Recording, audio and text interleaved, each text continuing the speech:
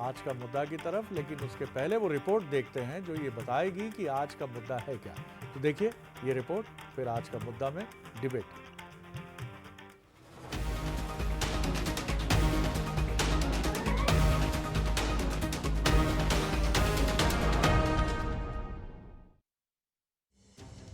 अमरवाड़ा का अखाड़ा जीतने के लिए कांग्रेस साम दाम दंड भेद का सहारा तो ले ही रही है। अब वो बीजेपी की राह पर आगे बढ़ते हुए शाह नीति अपनाती भी दिख रही है। अभी तक बीजेपी को शाह नीति का सहारा होता था, लेकिन अब कांग्रेस ने शाह नीति पर फोकस किया है। जी हाँ, कांग्रेस ने अमरवाड़ा में शाह के खिलाफ शाह को उतार दिया है। धीरेन्द्र शाह इनवाती को कांग्रेस ने प्रत्याशी बनाया है। धीरेन्द्र शाह ने सरकारी नौकरी से इस्तीफा दिया है। अभी तक वो वटका खापा सेवा सहकारी समिति के सेल्समैन थे। खास बात यह है कि धीरेन्द्र शाह आंचलकुंड दरबार के महंत के बेटे हैं। आंचलकुंड आदिवासियों की आस्था का बड़ा केंद्र है। कांग्रेस को उम्मीद है कि उसकी शाह नीति अमरवाड़ा का दंगल जीतने की रणनीति साबित होगी। अमरवाड़ा की जनता चाहती थी कि धीरेन्द्र शाह जी वहां प्रत्याशी बनाए जाएं। कांग्रेस पार्टी ने प्रत्याशी बनाने का उनको काम किया, क्योंकि वो वहां के जमीनी हैं, वहां लोगों के बीच रहने वाले व्यक्ति हैं, भरोसे के व्यक्ति हैं, धोखा नहीं देंगे, ये साफ स्पष्ट है। अब जनता को चुनना है। एक वो व्यक्ति हैं सामने जिन्होंने जनादेश का अपमान किया है, जिन्होंने जनता के वोट का अपमान किया है, जिन्होंने धोखा दे के पार्टी बदलने का काम किया अपने हितों के लिए, और दूसरी तरफ धीरेन्द्र शाह जी हैं जो जनता के बीच हैं, उनके भरोसे के हैं। कांग्रेस जहां अमरवाड़ा के रण को शाह बनाम शाह बनाकर जीतने की कोशिश कर रही है, वहीं कांग्रेस की रणनीति से इतर बीजेपी अपने ही अंदाज में उस पर हमला बोल रही है। अमरवाड़ा की जनता ने लोकसभा चुनावों में अपना मत पहले से ही स्पष्ट कर दिया है कि वो भाजपा के साथ है, वो विकासवाद के साथ। भाजपा का कमल निशान, भाजपा के कमलेश शाह और भाजपा का संगठनात्मक बूथ ढांचा जो चुनाव लड़ेगा, तो कांग्रेस का कोई भी शाह हो वो टिकने वाला नहीं है। कांग्रेस ही तो ये तय करें कि ये जो कांग्रेस के शाह है वो किसके गुट के आते हैं, और इनकी जो ऐतिहासिक पराजय होगी उसका ठीकरा कौन तय करेगा? जीतू पटवारी तय करेंगे या कमलनाथ? कांग्रेस ने शाह नीति के जरिए एक तीर से कई निशाने साधने की कोशिश की है। एक तो बीजेपी के कमलेश शाह के खिलाफ शाह उम्मीदवार, दूसरा बीजेपी के वोट बैंक में सीधी सैंध। आंचलकुंड दरबार को लेकर आदिवासी समाज में गहरी आस्था है, जिसके सहारे कांग्रेस अमरवाड़ा का रण जीतने की तैयारी में है। अमरवाड़ा में कांग्रेस की शाह नीति सफलता का मंत्र साबित होगी या नहीं, ये तो वक्त की मुट्ठी में कैद है। लेकिन इस कदम से कांग्रेस ने उपचुनाव में अलग ही रंगत जरूर घोल दी है। आज का मुद्दा में बहुत बहुत स्वागत। मैं हूं शरद द्विवेदी और मध्य प्रदेश का आज का मुद्दा है कांग्रेस की शाह नीति। चौंक गए होंगे आप कि शाह नीति क्या है। शाह नीति निश्चित तौर पर बीजेपी की अगर बात करें तो चाणक्य कहे जाने वाले अमित शाह जी हैं, और उनकी शाह नीति की चर्चा पूरे देश में होती है। और निश्चित तौर पर उन्होंने काफ़ी परिश्रम और मेहनत से अपनी चुनावी रणनीति को एक धारदार इंस्ट्रूमेंट की शक्ल दी है। लेकिन मध्य प्रदेश का अमरवाड़ा एक बार फिर बहुत ही चुनौतीपूर्ण सीट बनता नजर आ रहा है दोनों पार्टियों के लिए। और कांग्रेस के एक स्टेटमेंट पर मैं ठिठका जब अब्बास हफीज़ युवा नेता और प्रवक्ता कह रहे थे कि भरोसे के कैंडिडेट हैं। ये राजनीति के बदलते चेहरे की तरफ इशारा करता है कि पहले तो हम यही सुनते थे कि ये जीतने की संभावना वाले उम्मीदवार हैं, अवश्य जीतेंगे। अब ये भी कहना पड़ता है राजनीति में भरोसे के उम्मीदवार हैं, धोखा नहीं देंगे, पाला नहीं बदल लेंगे। और भाई साहब, राजनीति चौधरी की हवेली है। ऐसा नहीं कि एक राजनीतिक दल में गिरावट है तो बाकी सब पाक साफ हैं। वो तो जर्नलिज्म की एक बिल्डिंग पर है अगर सवाल, तो सब पर सवाल है। ये देखना पड़ेगा मामला। लेकिन पहले बंसल न्यूज़ के सुलगते सवाल, धीरेन्द्र शाह को उम्मीदवार बनाकर क्या कांग्रेस ने मास्टर स्ट्रोक खेला है? ये तो नतीजे बताएंगे। क्या धीरेन्द्र शाह के जरिए जीजीपी यानी गोंडवाना गणतंत्र पार्टी को भी साधने की कोशिश की गई है? क्योंकि धीरेन्द्र शाह एक आध्यात्मिक संगठन से, एक आध्यात्मिक गुरु परंपरा से जुड़े बताए जाते हैं, और उसका विरोध करना जीजीपी के लिए भी मुश्किल होगा। और धर्म आप और हम जानते हैं कि भारत में एक बहुत गाइडिंग फोर्स है और राजनीति में भी इसकी महत्ता से कोई इनकार नहीं कर सकता है। क्या कांग्रेस आदिवासियों की आस्था के जरिए बीजेपी को टक्कर देगी? यानी जिसको आप कहते थे बीजेपी का हिंदुत्व कार्ड, क्या अगर अमरवाड़ा की हम बात करें तो ये कांग्रेस का हिंदुत्व कहूँ या ट्राइबल धर्म कार्ड कहूँ मैं इसको, आदिवासी धर्म कार्ड के साथ कांग्रेस सामने है। बहुत इंटरेस्टिंग है, वेरी इंटरेस्टिंग। जो मेहमान हैं उनसे मिलिए। स्टूडियो में मेरे साथ हैं मिलन भार्गव जी, बीजेपी के युवा नेता प्रवक्ता, बहुत स्वागत है। साथ ही हैं अवनीश बुंदेला जी, युवा नेता प्रवक्ता, बहुत स्वागत है उनका। अवनीश जी आपका भी। और साथ ही हैं Manoj Saini, executive editor political affairs. Manoj आपका भी स्वागत है। क्या कहें मनोज इसको, क्या इसको कहें कि आदिवासी धर्म कार्ड कांग्रेस का बीजेपी के सामने? क्योंकि आंचल जिस संगठन से या जिस आध्यात्मिक चिंतन धारा से जुड़े हैं धीरेन्द्र जी, और जिस तरह से उनको लाया भी गया है कि इस्तीफा दिया उन्होंने, आज दो चर्चित इस्तीफे हुए हैं, बृजमोहन जी का और धीरेन्द्र जी का, कैसे देखते हैं आप?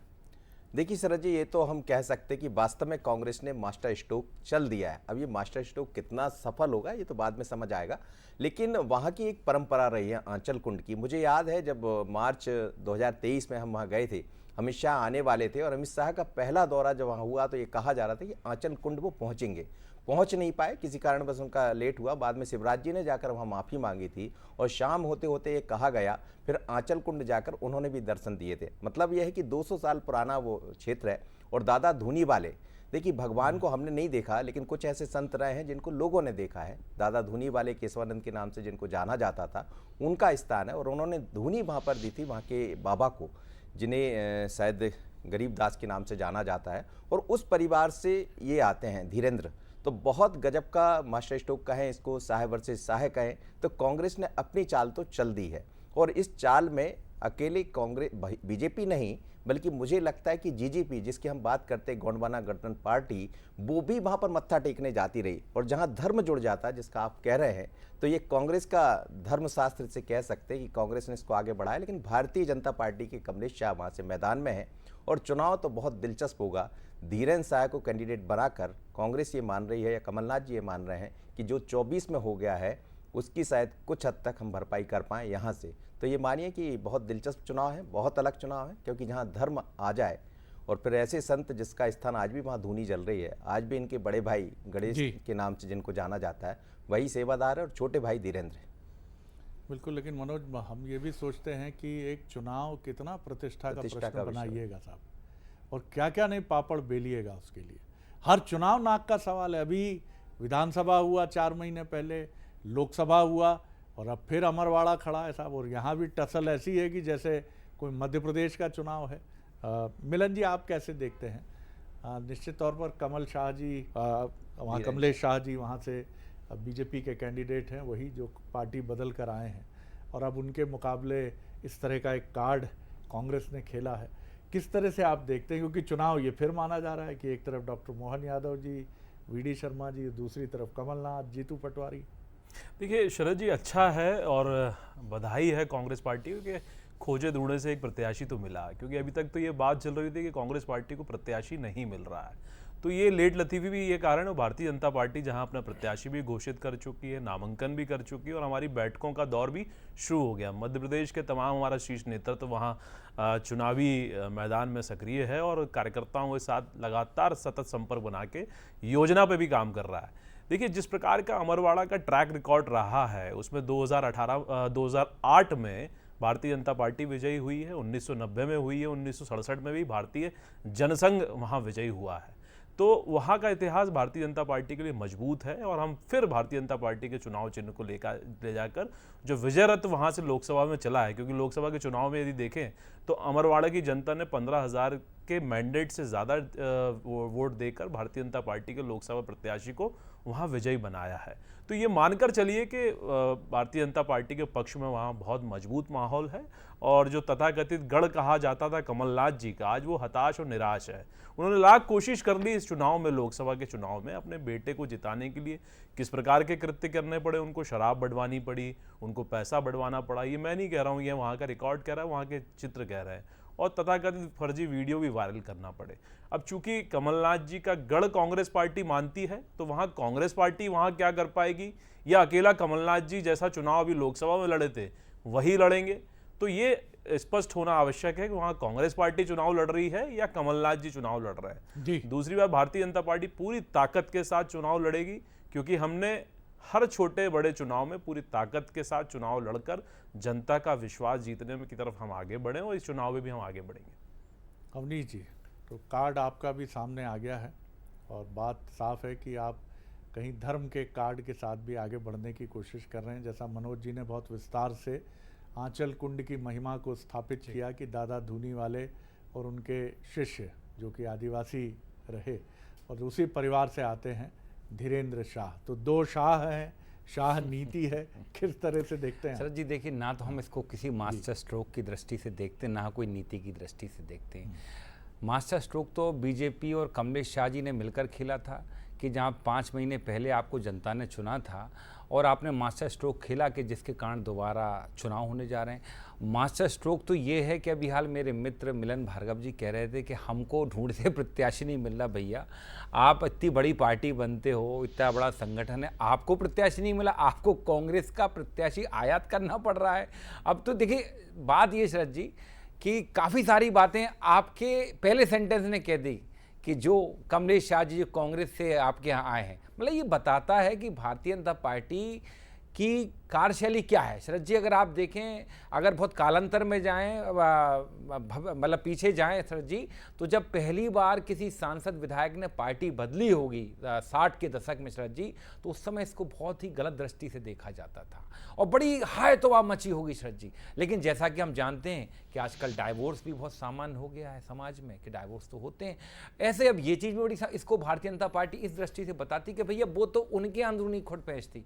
अब आप मुझे बताएं, अमरवाड़ा में क्या था, जहां 5 महीने पहले जो विधायक चुनाव गया हो, अगर आज वो आपकी पार्टी में जाता है, निश्चित तौर पर कुछ दबाव की राजनीति के चलते, इन सब के चलते वो गया होगा, या तो किसी लालच के चलते गया होगा, या आपने डराया धमकाया होगा, जिसके कारण से आज उपचुनाव हो रहा है। सर जी, चिंता वाली बात नहीं, अभी बीना में और विजयपुर में भी उपचुनाव होना है। मतलब जो राजनीतिक दल, बुधनी में भी, बिल्कुल बुधनी तो सर हम ये मान सकते हैं कि शिवराज जी केंद्र में चले गए, तो वो तो एक प्रक्रिया है। देखिए, मतलब जो राजनीतिक दल एक देश एक निशान, एक देश एक चुनाव की बात करता है, आपको नहीं लगता सर जी कि 4-4 महीने में उपचुनाव करा रहा है? तो मतलब इसमें इनकी खुद की बात ढीली पड़ जाती, कमजोर पड़ जाती। तो ये सर जी सबसे, लेकिन फिर भी संविधान में जो बाबा साहब अम्बेडकर लिख के गए हैं उसकी हमें पालना करनी है। तो अगर अमरवाड़ा में अगर हमने धीरेन्द्र शाह जी को उतारा है, तो हम तो ये मानते हैं कि हमको एक बहुत अच्छा अवसर और मिला है। जिनके परिवार को कांग्रेस पार्टी ने 5 बार टिकट दिया, कमलेश शाह जी के पिताजी भी दो बार विधायक रहे शरद जी, और कमलेश शाह जी भी दूसरी बार विधायक थे, एक बार वो हारे थे। तो आप ये देखें, जब जिस परिवार में हमने 5 बार टिकट दी और जिसको सब कुछ दिया, उसके बाद अगर उस परिवार को फिर भी कमलनाथ जी में या कांग्रेस में कुछ खराबी दिखती हो, चले गए ठीक है भारतीय जनता पार्टी के साथ, तो देखिए आप इसमें ये नहीं कह सकते कि वो तो चलेगा, तो अंदरूनी मामला कुछ नहीं सर जी। देखिए, जितनी आपकी एक कार्यशैली या जितने आपका पोटेंशियल रहता है, उस तरह से पार्टी ने आपको दिया, और आज आपके कारण फिर से जनता के सर पे चुनाव थोपा जा रहा है। तो निश्चित तौर पर वहाँ जो धार्मिक स्थल है, उससे जुड़े जितने लोग हैं जिनकी आस्था, वो ये बात भी ध्यान में रखेंगे कि हमें क्यों दोबारा वोट करने आना पड़ रहा है। इसका खर्चा हमारे माथे पर ही आना है। क्यों आना है? क्योंकि कमलेश शाह जी और भाजपा जी मिलकर उसका कारण है। हाँ, मनोज जी, ये कहानी तो बदलती रहती है इधर उधर, वायनाड में भी अब शिफ्टिंग चल रही है, कहानी तो चलेगी, लेकिन मुझे 2 चीज़ें ध्यान में आती हैं। एक तो सवाल जो अवनीश जी का है, सवाल मौजूद भी है, भार्गव साहब की भी अपनी राजनीति और पार्टी लाइन की बाध्यता है, इसीलिए सवाल मैं इनसे नहीं पूछ के आपसे पूछ रहा हूँ कि जब पार्टी बदलता है, अगर बंटी साहू कांग्रेस से आए होते बीजेपी में, तो शायद आज बीजेपी के खाटी कार्यकर्ताओं को छिंदवाड़ा में उतनी खुशी नहीं होती। बिल्कुल आप ठीक कह रहे हैं। दूसरा मेरा सवाल है कि आखिर लेकिन अब कमलेश शाह भी क्या करें? उफ, तुम्हारे उसूल, तुम्हारे आदर्श, ये 2 वक्त की रोटी भी नहीं दे सकते। अब कांग्रेस से कई कार्यकर्ताओं का, नेताओं का कहना ये है, क्या करें, 20 साल से मध्य प्रदेश में बीजेपी है, छिंदवाड़ा में भी किला ढह गया, हम कब तक परचम लेकर चले? इन दोनों के बीच में कांग्रेस खड़ी है और दोनों ही पार्टियों के कार्यकर्ता भी दुविधा में। अब कमलेश शाह जीत जाएंगे तो खुशी कौन मनाएगा? देखिए, खुशी तो वही कार्यकर्ता मनाएंगे जो पहले कांग्रेस में रहे हैं, क्योंकि एक उनका अपना वर्चस्व रहा है कमलेश शाह का, वो उस परिवार से आते। लेकिन ये सच है कि कई बार कार्यकर्ता अपने मन से ये पूछता होगा, और मुझे लगता है जब किसी धार्मिक स्थान से कोई व्यक्ति को चुना जाता है तो उसमें भी देखिए धर्म जुड़ जाएगा। अब धर्म में फिर यही आएगा कि क्या धोखेबाज है वो, जैसा कह रहे थे अब्बास जी। तो मुझे लगता है यही सब मुद्दे शरद जी जोड़ने का एक प्रयास होगा उस मतदाता को, और खासकर उस कार्यकर्ता को बताने के लिए जो बीजेपी का कार्यकर्ता है उसको भी ये बताया जाएगा, क्योंकि वो जनजातीय क्षेत्र है और इतना फैला हुआ है। अमरवाड़ा विधानसभा को जब हम नक्शे पर भी देखते हैं शरद जी, तो बहुत अलग तरह की विधानसभा, वहाँ के जो मूल रूप से हम देखें तो आदिवासी ही वहाँ का निर्णायक होता है, और इसीलिए जीजेपी की पेठ भी वहाँ पर रही। तो मुझे लगता है जो आप कह रहे हैं, निश्चित रूप से कार्यकर्ता दोनों तरह से सोचेगा, कांग्रेस का कार्यकर्ता कांग्रेस की तरह से, लेकिन बीजेपी में जो कांग्रेस के लोग आए हैं तो क्या बीजेपी का कार्यकर्ता खासकर जनजाति का वो कहीं डाइवर्ट तो नहीं हो जाएगा। तो इसीलिए कांग्रेस की बहुत अलग तरह की रणनीति, पर आज की रणनीति के बाद, धीरेन्द्र शाह के आने के बाद भारतीय जनता पार्टी भी कुछ नया करेगी, क्योंकि आप इसी से समझ लीजिए कि कल जब फॉर्म भराना है तो जीतू पटवारी, उमंग सिंगार पहले ही पहुंच गए, इंदौर जैसी कोई गलती नहीं करना चाहते हैं, तो ये भी एक डर है। लेकिन इस डर के बीच में रास्ता तो मुझे लगता दोनों को निकालना पड़ेगा, और बहुत चुनौती है इस चुनाव में, बहुत दिलचस्प। देखिए, दल बदल तो एक ऐसी फितरत है कि जैसा किसी अमेरिकन प्रेसिडेंट ने कहा था, जब उनकी सिक्योरिटी बढ़ाई गई थी तो उन्होंने कहा था अगर कोई अपनी जान जोखिम में डाल के खुद को मारने की शर्त पे मुझे मारना चाहेगा तो मुझे कौन बचा सकता है। तो दल बदल तो एक मंशा है जो तब तक संवैधानिक, जब तक बाध्यता है, भैया लोग आराम से इधर से उधर हो सकते हैं। चलिए, ये तो एक अलग विषय। जी भार्गव साहब, सवाल यही बड़ा है, जब मैं छिंदवाड़ा में था लोकसभा चुनाव के समय, तो मेरी बीजेपी के कार्यकर्ताओं से बात हो रही थी। मैंने कहा कैलाश जी कहते हैं कि कलदार हैं, तो मैंने कहा ये जो आ रहे हैं बाहर से मित्र आपके, ये क्या हैं? तो उन्होंने कहा कि चिल्लर है। तो मैंने कहा कलदार आप हैं? उन्होंने कहा जी हाँ, कलदार हम हैं, असली खनक तो हमारी है। ये बात कहीं ना कहीं तो है, और संघनिष्ठ सोच और बीजेपी से खाटी जुड़े रहने वाले नेता ढके छुपे शब्दों में भी कहते हैं कि बहुत हो गया, इट इज़ इनफ, अब बंद कीजिए, प्रयोग बहुत कर लिया आपने, क्या कहेंगे? देखिए शरद जी, अमरवाड़ा के चुनाव के संदर्भ में यदि बात करें, चूँकि जनजाति समाज वहाँ बाहुलता में है और जनजाति वो सीट है, तो जनजाति समाज को लेकर जिस प्रकार से भारतीय जनता पार्टी की सरकार ने उनकी परंपराओं, उनकी रीति रिवाज, उनके जीवन को उठाने के लिए जो तमाम योजनाएं चलाई, आज उसका प्रतिफल है कि भारतीय जनता पार्टी की 163 के साथ मध्य प्रदेश में सरकार है, 29 लोकसभाएं, और देश के परिप्रेक्ष्य में यदि आदिवासी बाहुल्य सीटों पर यदि गौर फरमाए तो इस लोकसभा के चुनाव ने स्पष्ट कर दिया कि भारतीय जनता पार्टी के साथ आदिवासी वर्ग है। लेकिन आप देखिए कि कांग्रेस पार्टी के पास आज बताने और करने के लिए कुछ नहीं है। क्यों आज 60 वर्षों की उपलब्धियां नहीं गिना पा रहा है आदिवासियों को लेकर? वहीं भारतीय जनता पार्टी पैसा कानून लेकर आई जो उनको सशक्त कर रहा है। सिकल सेल जैसी गंभीर रोग जिसकी चिंता कभी सरकारों ने नहीं की, उसकी चिंता करके आज बहुत बड़ा आयोजन भी हुआ।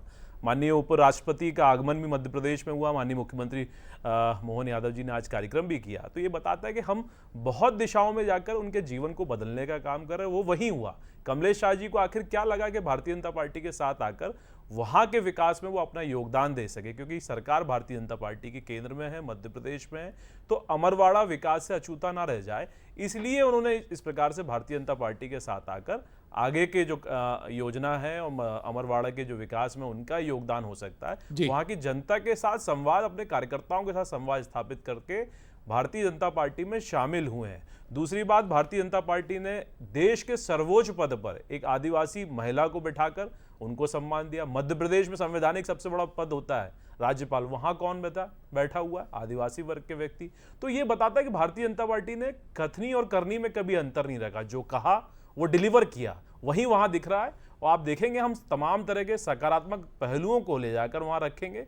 राजनीति में वैचारिक अंतर्द्वंद हो सकता है, लेकिन वो विपक्ष शत्रु ना बन जाए या हमारी स्थिति इतर ना हो जाए कि हम एक दूसरे को मारकाट पर उतराएं। अब चुनाव की बात हो रही है, अमरवाड़ा में कैसे कौन दल कौन चुनाव लड़ेगा? भारतीय जनता पार्टी अपने स्तर पर लड़ेगी, कांग्रेस अपने स्तर पर लड़ेगी। लेकिन आज दिन भर से चर्चा क्या हो रही है राजनीतिक गलियारों में? जीतू पटवारी जी को हटा दिया जाएगा।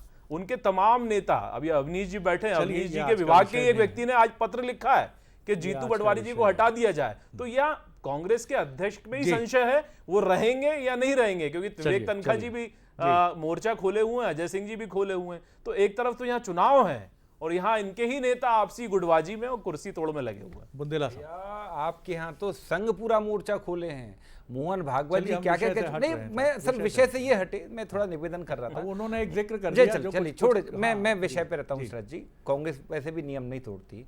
बाकी शरद जी मैं बताऊँ, देखिए आदिवासी वर्ग का हमेशा रिकॉर्ड रहा है कि वो अपनी हमेशा अस्मिता, अपनी बात पर अड़िग रहते हैं। आदिवासी वर्ग कभी बिकता नहीं है, ना कभी लालच में आता है। अगर आपने आदिवासी राज्यपाल बना दिया, राष्ट्रपति बना दिया, तो इसका मतलब ये नहीं कि आपको आदिवासियों के मुंह पर पेशाब करने का लाइसेंस मिल गया, उनको उल्टा लटका कर निर्वस्त्र करके पीटने का लाइसेंस मिल गया, उनको 50 फीट जमीन के नीचे गाड़ने का लाइसेंस मिल गया। ये सब भाजपा के शासनकाल में हुआ है। तो मैं ऐसा मानता हूँ शरद जी कि जब वोट करने जाएगी अमरवाड़ा की जनता, जहाँ खुद आप देखें आदिवासी बहुल वो क्षेत्र है, तो इस सारी बातें वो ध्यान में रखेंगे। और सबसे बड़ी बात शरद जी, अगर आप देखा जाए, हम तो साफ कह रहे हैं ना भैया कि देखिए एक आदिवासियों का रिकॉर्ड बहुत कम है शरद जी कि उन्होंने पार्टी छोड़ी हो, बिके हों। मैं खुद क्षत्रिय समाज से आता हूँ शरद जी, आप ब्रह्म समाज से आते हैं। हमारे आपके रिकॉर्ड सबसे ज़्यादा हैं, क्योंकि कहीं ना कहीं कुछ कारण रहे होंगे राजनीतिक कारण कि सबसे ज़्यादा दल, मुझे कहने में कोई गुरेज नहीं कि हमारे समाज से भी कई लोगों ने दल बदल किए, ये संख्या बहुत ज़्यादा। लेकिन आदिवासी समाज की बात करूं शरद जी, मध्य प्रदेश में संख्या आपको बहुत कम मिलेगी। मैं ये नहीं कह रहा किसी ने नहीं किया, लेकिन संख्या कम मिलेगी, क्योंकि उनको मालूम है कि ये वर्ग जो है वो हमेशा अपनी बात पर अड़िग रहता है। तो चिंता ना करें, ये कांग्रेस को चुनते आए हैं अमरवाड़ा की जनता, किसी कमलेश शाह जी से मतलब नहीं था। देखिए, दल बदल की बहुत नैतिकता और सैद्धांतिकता की बात अवनीश जी कर रहे हैं, जिन्होंने राजनीतिक इतिहास में यदि पन्ने पलटेंगे तो सबसे ज्यादा कांग्रेस टूटी है और कांग्रेस के लोग किस प्रकार छिन्न-भिन्न हुए चलिए, और किन लोगों के आगे आपने राजनीति की। 75 बार कांग्रेस टूट चुकी है। शुक्रिया, कौन सी कांग्रेस है आप? बहुत शुक्रिया, आप अपना मूल्य बता देंगे तो तीनों जरूर। मेहमानों का बहुत शुक्रिया। वक्त की बंदिश है, हम आगे नहीं ले जा पाएंगे। बेहिचक कुल मिलाकर ये कहा जा सकता है, अगर हम बात करें अमरवाड़ा की, तो अमरवाड़ा का ये जो इतिहास है ये बहुत ही दिलचस्प इतिहास है। और जिस तरह से दोनों पार्टियां कदम दर कदम जीत के लिए वहां आगे बढ़ रही हैं, उसमें चिंता सिर्फ एक ही होती है कि हर चुनाव को इस तरह नाक का प्रश्न बनाना कितना उचित है। इससे रक्तचाप बढ़ता है, इससे दोनों पार्टियों का तनाव बढ़ता है, जनहित से जुड़े मुद्दों से आपका ध्यान भटकता है। इसीलिए हर चुनाव को ऐसा मत बनाइए कि वो प्रतिष्ठा का प्रश्न है। कभी प्रधानमंत्री नरेंद्र मोदी जी ने कहा था कि हर राज्य का चुनाव जोड़ दिया जाता है कि ये सेमीफाइनल है सत्ता का। बात सही है, मीडिया को भी अपनी हेडलाइंस में इस बात का ध्यान रखना चाहिए कि आप हर चुनाव को ऐसी जीत हार से न जोड़ दें कि इस चुनाव से ये जीत गए और ये बुरी तरह हार गए। आगे देखिए छत्तीसगढ़ आज का मुद्दा, बृजमोहन, वारिस और विरासत। नमस्कार।